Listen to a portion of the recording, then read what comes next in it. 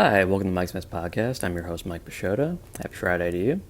So, we're going to do something a little bit different today, which is watching a classic Mets game, which the New York Mets have kindly put up on their YouTube channel.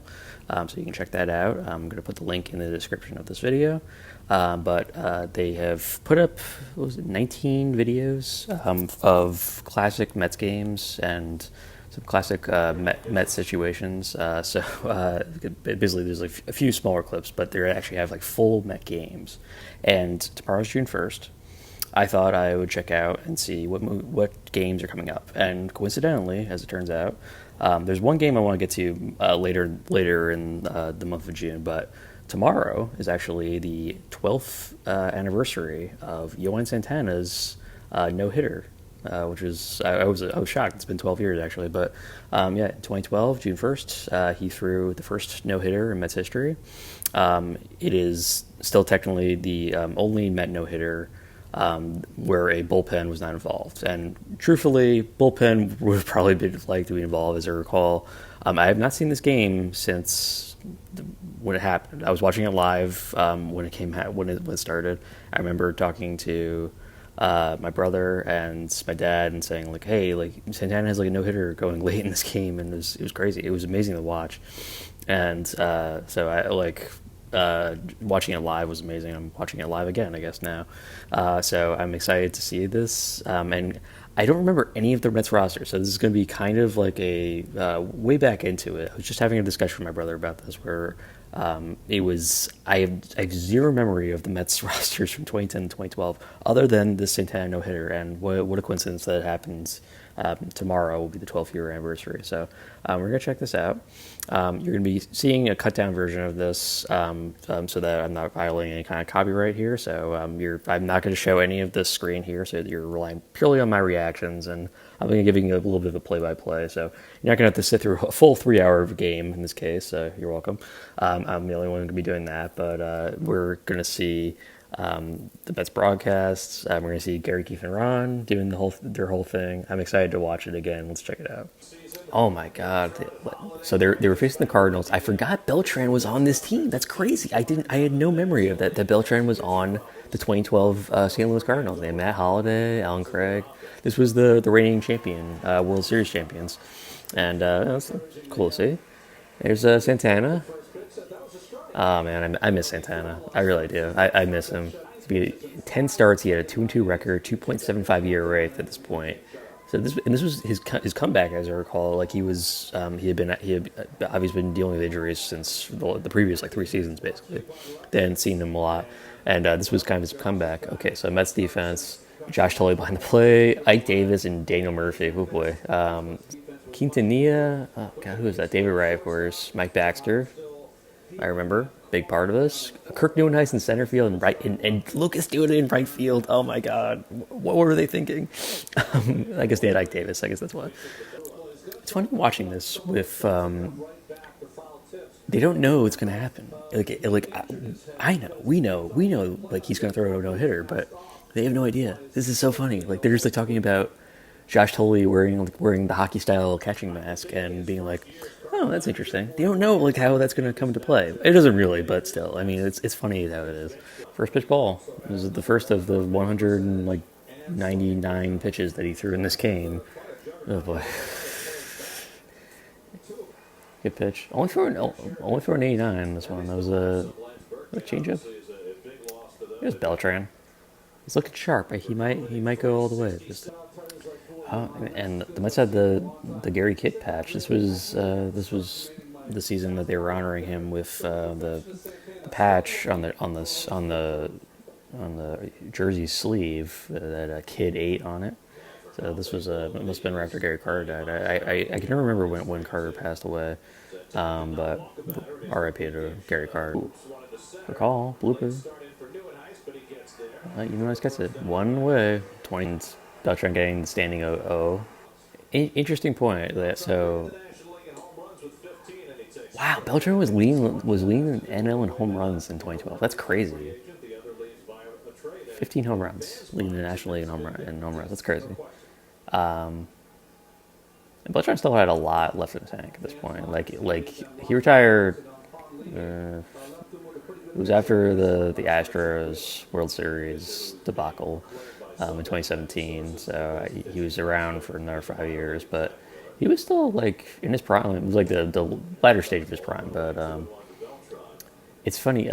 Gary was mentioning that like at this point, Jose Reyes left the team in free agency. He had departed, but Gary saying that like Reyes had gotten a much more negative reaction than Beltran did. And I think it's just the way that it kind of like when it happened. I mean, Reyes left in free agency and left for a division rival. Keep in mind, but then Beltran was traded and traded to the San Francisco Giants for Zach Wheeler, and Wheeler was like 20 years old at this point. It's funny to think how long it's been. Great changeup from Santana, 78. Completely fooled Beltran. God, it's such a shame. Like Santana was so good, and just dealt with so many injuries when he came over here, and had the one great year in '08. And since then, just it was a lot of just like missed opportunities. He could not stay on the mound. Unfortunately, still pitched great when he was on the mound, but this was basically his final go. Was a great final go. If you had to go out, you go out in a spectacular fashion. But God, the Cardinals were really good at this point. They were leading the NL in like every category. I remember when they got him. It was such an amazing moment. Me and my brother were like dumbfounded. It was the off season between '07 and '08, and the Mets made the trade to acquire Santana, and we were like, boom, okay, we're set. Like we just got our ace, the ace pitcher that they desperately needed, and we thought it could take them all the way. And Santana, to his credit, did everything that they asked him to do that first season when he came here, and they just couldn't. They still couldn't pull it out. Holiday, good cut, but Lucas Tuda ambling over and gets I don't know what the hell they were thinking, putting him in right field. It was the weirdest thing ever. Terry Collins, got to be one of the most hated pitches in Mets history. Adam Wainwright's curveball froze Beltran. Such a shame. And like I forgot like so many people on this team. I forgot about Josh Tully. I remember Daniel Murphy. I guess that. So I remember Daniel Murphy. I remember that. I actually didn't recall if Duda was on back-to-back strikeouts on a curveball. Cool. It's gonna be a long game. I do miss Beltran. I like all that stuff. David Wright. Oh boy, my favorite for all time. I banked 365 at this point in the season. I was saying like no one's left anymore. You know who's left? Garrett, Keith, and Ron. Can't get rid of them. They'll be they should be there until they die. Santana's still not throwing hard at all. He's throwing 88, and the Cardinals are like, what are we doing? Like, what are we supposed to be doing here? Like, he's throwing 88 miles an hour. Like, it's crazy. Like, this is like still like the era where you kind of get away with it. Like, you can't like nowadays. I don't think anybody throwing like 88 like who's a starting pitcher. Like, you're getting like shelled. Like, I just threw up the graphic for Freeze's postseason stats. He batted almost 400 in that 2011 postseason that the Cardinals won the World Series, and Freeze won NLCS MVP and World Series MVP. Man, it really was a moment for that guy. I mentioned before the Cardinals were leading the league in like most offensive categories at this point in the season. This in 2012, I didn't realize like how many of them were just like destroying the ball. If I remember correctly, for the pitching line for Santana, this was quite a few walks in this game. It was certainly not a perfect game. Oh my God, batting 500 over those last 7 games. Yadier Molina. It's the top of the second. 3-0 count, 1 out right now. Santana's already thrown 29 and just walked Molina on 4 pitches. The Cardinals were doing the reverse to the Mets because they just said that Matt Adams, the first baseman, the only lefty in the game, so they were throwing 8 righties the same way the Mets were throwing 8 lefties at Wainwright. Are people like nostalgic about this like time period for the Mets? I do not miss it at all, honestly. Like this like period of like just like ineptitude and like the cheap Wilpon teams. Santana gets the strikeout there. Second K for Santana. But I remember the Wilpons complaining about the the contract for David Wright. Not really complaining, but like saying stuff about like, oh well, he's a good player. They didn't think he was great. Like, and it's just like one of the more the bizarre ideas of the Wilpons was just like, oh, let's just badmouth our star player who just gave a giant contract to. It's just Santana was very crafty. Like he threw harder when he first came. I think he threw like 93, maybe topped out like 95 occasionally, but he didn't throw it particularly hard. But he was just really crafty with the off speed stuff. Ooh, okay, low strike, and Khalil Green was walking to first base. Well, oh, Lucas Dooley looking like a baby. Oof, boy. Hey, old Danny Murphy. Batting 301. No home runs. He was a few years away from getting the power stroke. Don't remember how well Adam Wainwright pitched in this game because, of course, the attention paid to Santana in this game. So it's completely forgotten. Oh, they're showing Gary, Keith, and Ron. Speaking of babies, oof, boy, like greatest announced team in not just in Met history, but maybe all of Major League Baseball. I mean, really, really great, and like I'll put them up against anybody. They're a terrific group. Mets held on for the 10-9 victory. Wasn't quite sure if they were able to pull it off or not. That's two wins in a row for our present day Mets. I always, whenever I think about Mike Davis, I always think about my dad's theory, which was that he thought Davis needed glasses because Davis blinked so often at the plate. He would do this a lot. Well, like, I guess like stress blinking, I guess you would call it. But like he couldn't and he seemed to do it a lot, particularly when he couldn't get a base hit. My dad always thought like his eyesight was just bad. So Tolley was in the trade that brought Darno and Syndergaard over. Most notably, Ari Dickey was part of that, and this was 2012. 2012. This was Dickey's year. This was the Dickey year. This is the year he won the Cy Young. And Wainwright strikes Tolley out, so we're off to the third inning. Still 0-0. No hits for either side. Oh my god. This was so long. Like so they hadn't even extended right at this point. I remember David, like it was that was like the news of the year, which was the Mets were going to cheap out and let it go, let this franchise superstar leave. And David was very tight-lipped. They were just saying about saying anything about his contract. He refused to say anything about it.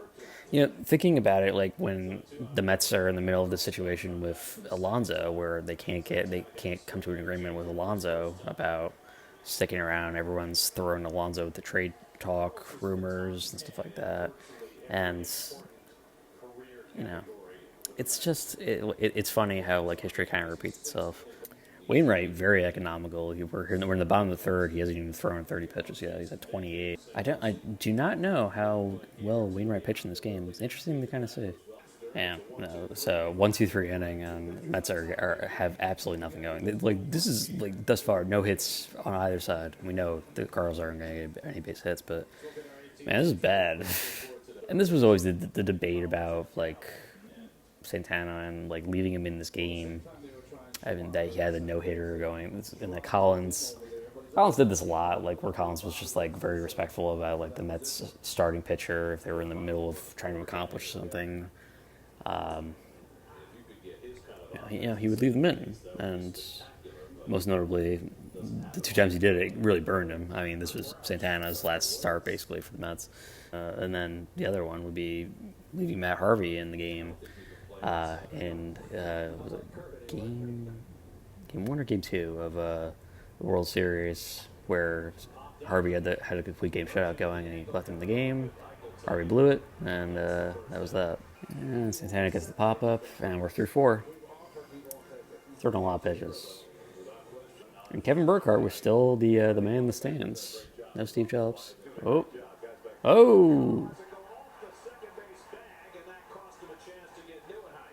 So new nice ground ball. Wow, it was a crazy sequence. So it went over the pitcher's mound, then bounced off of the second base and into for call, and for call didn't react fast enough. And it's going to bring up David Wright. David only 5 home runs. June 1st only had 5 home runs. So clearly Citi Field's still hurting him. And this is the situation here. Like, so he hits one deep right. Oh, the warning track and over Beltran's head. Nunes is going to stop at third. Wright's at second. 2 men on in scoring position. No one out. He hits this one all the way to the fence, and Beltran totally misplayed it. And this was always the problem with Wright, because Wright would always go opposite field. And it was the pretty much the trademark of Wright. Duda hits one fly ball to right field, and Nunes is going to score easily. Mets go up 1-0. Wright gets to third base. Mets are up 1-0. Ooh, and Murphy. It's one in the gap, and that's going to go past Craig. Man, and now the Mets going off. Great job. Oh, so Murphy went to third base. Oh, wow. I didn't see that. I thought he stopped at second, but Murphy went all the way to third. Wainwright was cruising like Santana. Even actually, he was doing better than Santana at this point. And then just all of a sudden kind of lost it. He was leaving the off-speed pitch up. Mets were staying back on him, just ripping him. Oh, wow. Bad. That is very poor base running by Murphy at third base. It was a sharp hit ground ball. He should have been running on contact. And he just kind of like froze. Mets catch it and get two. There we go. We're up 2-0. Well, we know that Santana made this stand up, so I don't recall what the final score was for this game. When I say I don't remember much from this game, I'm being totally serious. I don't remember anything other than basically 3 critical plays, and then the fact that Santana threw many pitches in this game. Like, he wasn't pitching like great in this game, and the fact that he no hits them is actually, I think, even more impressive. The fact that the Cardinals were in such like a groove offensively at this time. Like, it's one thing to like beat up on the dregs of the National League and or the American League and get a no hitter. You know, like that's like whatever. Like I'm like, okay, good for you. That's not really that impressive. You're beating up on like a major National League power at this point, and the Cardinals were the reigning World Series champions. And it's interesting that they were able to pull that off against this very formidable offensive team, and Santana was able to get the no-hitter. Nice pitch by Santana, got the strikeout. And it's Jeremy Hefner, and they're showing Jeremy Hefner in the dugout looking remarkably similar to how he looks now as the Mets pitching coach. It's actually a little uncanny. He looks pretty much the same, except that he's younger, a little less grizzled. So I see people putting reactions up on YouTube a lot, and I wonder like how many of them like. I mean, I'm sure the majority of people are when they're putting up reactions of like movies and TV. Like, it's generally not like 3-hour like reactions. And I'm like sitting here, I'm like, this is a very long time to sit and watch something without like really moving. So I'm trying not to get up too much. I'm trying not to move around. I'm very grateful that the Mets media team, whoever, thought to put like classic Met games up on their YouTube page. That was, I think, very thoughtful. And Santana, who walked the first batter, now he's looking much sharper. Oh my God, Jesus! And for Call with this like very lazy like uppercut kind of swing, basically golfed one off the ground, and Baxter had to come in strong and get it. Good job by Baxter there, which I thought, it's funny. I know it's going to be a no hitter. I still was like, oh my God, they're going to get a base hit here. This is complete BS. So they're showing the highlight from Beltran's walk-off home run in '06. I still remember that. That was an incredible shot from Beltran against the Cardinals, where he had that huge hop at home plate, and it was a memorable season for Beltran. Oh, and this is the controversy. Oh, so this is the controversial play. So Beltran rips a liner. They thought it seemed to hit the foul line, because we saw chalk come up. Nice play by David, gets him out. But yeah, it did seem like that was should have been a base hit. Yeah, yeah, it was a fair ball. Yeah, and Gary Cohen trying not to say that we're in no hitter territory. So Cardinals third base coach getting into an argument with the third base umpire, and this is what I always say about like the Mets announce team is one of the best in the league. They are very objective. They don't make homer calls, and they're like, yeah, no, like that, like third base coach missed it. Like that should have been a base hit.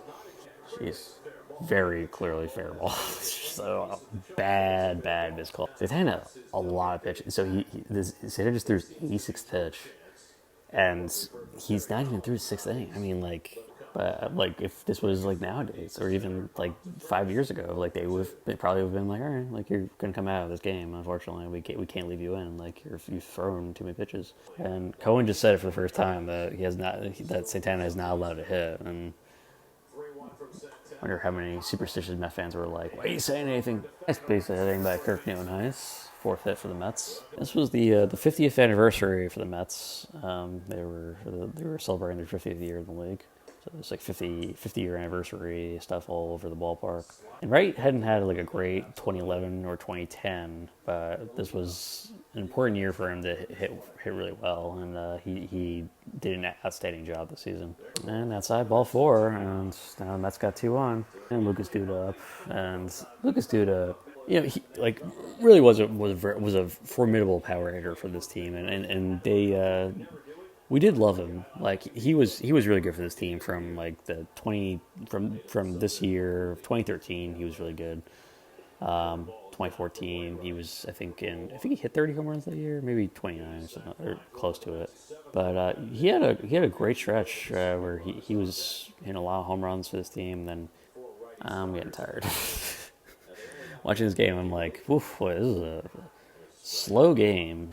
Ooh, dude, a nice rip. Deep right. Keep going. Gone. There we go. Nice piece of hitting. Lucas Duda clears the bases. 3-run home run. And the Mets blow it open. And Cardinals have someone warming up. Murphy, Tapper, Wainwright, good fielder, and makes the play. One away. This is a nice thing for pitcher. You're throwing no hitter, you get a 5-run lead to work with. Definitely don't feel any pressure. I think at that point, like, and it was certainly I wouldn't take it back for anything, but I do wonder if the third base umpire calls it fair, and it's just a one hitter at this point. How long does Terry Collins leave Johan Santana, and Santana working a lot more efficiently in this inning? Sorry, got 2 outs. That was only 1 out, actually. Sorry. And Cohen saying like, "There's no chance that like he's going to finish this game." Collins, a manager who definitely like was always like trying to like protect like his players. But, like I like the Mets commentator just said, but I wonder if sometimes it burned him. I'm just waiting for the Baxter play. I don't know when exactly that's going to be. Could be soon. Oh, and this is it. I was just thinking. Great play. Oh my God, what an incredible play by Mike Baxter. He is certainly very hurt at this point. And Baxter he hit that outside wall so effing hard. What a play. I mean, like, great over the shoulder catch. Great job. Great job by Baxter, but they're going to take him out. He's going to lead, he's going to walk off his own. And I always feel like every no hitter always has a great defensive play accompanying it. That was the Mets' defensive play. It was a really amazing play. It was just like he sacrificed basically his career to make this play happen. So he and Santana inextricably linked forever. And that will get the third outs. And we're through 7, and he's got 107 pitches through 7 innings. So they're going to bring in rookie Sam Freeman to make his major league debut against the Mets, and Kirk Neuenhuis, who has 2 singles in this game. Bases loaded for David Wright, and now it's right ahead 2-0. Bases loaded 1 out, and you're facing David Wright. And low, ball 4, that forces in a run. And Murphy at the plate, and he gets the base hit there, gets through, and 2 runs score. Good piece of hitting by Daniel Murphy there. Trying to get through this. Everyone's on their feet. They want him to get this no hitter. So the Cardinals hitter trying to, and it did go off him. Another missed call. Wow, another blown call by the umpiring crew, and gets the strikeout and not happy about it. Like 7 strikeouts for Santana there, up to 113 pitches, and walks for call. Collins coming out to talk to Santana here. I think this is where Santana was like, "No, leave me in this game." It's hard to say. It's just a tough situation. You wish it didn't really happen to Santana. You wish he could kind of rebound from this, but it was an enormous workload. That Flares keeps it. Oh, jeez, another almost collision. And Murphy and Quintanilla, jeez. First Met since Seaver to take a no-hit bid to the 8th inning. That's crazy. So he had to face the 4, 5, and 3, 4, and 5 hitters for the 9th inning. Basically, the cautionary hero. Broken bat bloop to center field. Wow, and then gets the play. Wow, Santana was living a cursed life in this game. I mean, not a cursed life, a blessed life in this game.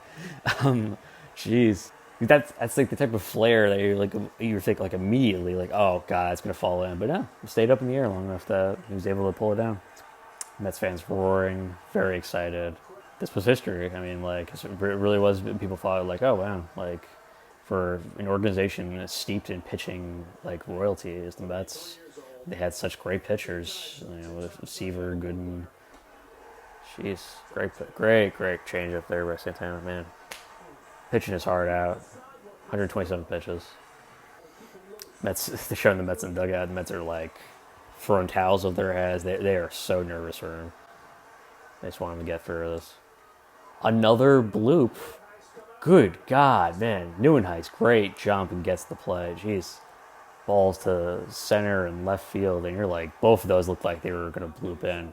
Great jumps by the outfielders, Torres and Neuenhuis. And trying to get that third out now, and so David Freese was the guy. Man, they showed a kid in the stands. Man, if you were a kid in the stands, you get to see this. That's crazy, incredible. Come on, Johan, get him out. Got him out. Gets the strikeout. Puts him away. Let's go, Santana.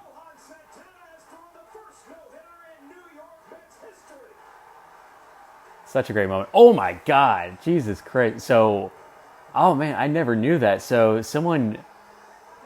fan ran out onto the field. Security like tackled this guy to the field to the ground. Oh my God, that's not out, man. I never noticed that ever before. That's crazy. And he was like out there with the players. And we salute you, Johan Santana. Thank you for basically sacrificing your career to give the Mets this highlight. Amazing moment. It was a special moment. I was glad to react to it. I was glad to do this. This was a lot of fun. Just kind of like reminiscing on that game and watching it live for the first time in 12 years. Just really special. It's one thing to watch like highlights. It's another thing to like watch like a full game and kind of get the full experience.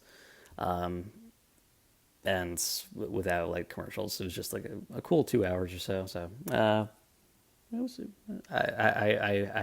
was a good experience. I'd be excited to do more of these, and it's gonna be fun editing this later on. It'll be like probably the hardest editing job I've had since I started this podcast. So hope you enjoyed it. Hope you enjoyed my commentary and watching this. And I'm gonna try and post more of these and see what other games we can react to.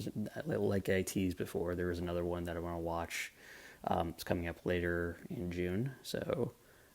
Keep an eye out for that episode. But for now, thank you for watching. Thank you for watching this video. Thank you for subscribing, and hope you like and comment on this video. And I'm gonna be releasing this on YouTube. We're recording this May 31st tonight, so I'm gonna be posting it tomorrow. So just keep an eye out for it. And thanks a lot. Have a good night.